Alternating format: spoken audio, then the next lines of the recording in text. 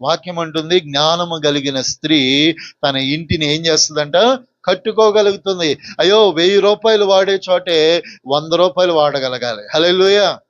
ఏం చేయాలమ్మా? మనం ఏం చేస్తాము? 1000 రూపాయలు వాడే చోట 10,000 వాడతాం. అప్పుడు మనకు జ్ఞానం ఉందా, అజ్ఞానం ఉందా? ఆ అజ్ఞానం మనకి ఏం కలుగు చేస్తుంది? నష్టాన్ని కలుగు చేస్తుంది. కాబట్టి మనకు ఐశ్వర్యం రాకపోవటానికి, ఘనత కీర్తి రాకపోవటానికి కారణం ఏంటంటే, మనం ఖర్చు చేయకూడని చోట ఖర్చు ఎక్కువ చేస్తున్నాం. మనకేం మిగలట్లేదు? ఐశ్వర్యం అనే ధనం మిగలట్లా. దేవుడిచ్చే సంపాదకీయము నీ చేతిలో, నీ ఇంట్లో ఉండట్లా. ఏం చేస్తుంది? ఖర్చు అయిపోతుంది.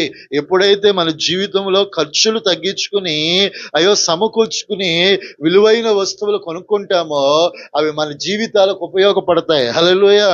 విలువలైనవి, ఉపయోగపడినవి తీసుకొచ్చి పెట్టుకున్న అవి అప్రయోజనము. మనకు అవసరమైనవి ఏంటో వాటినే తీసుకుంటే అది మనకు ఐశ్వర్యాన్ని కలుగు చేస్తుంది. అలాగే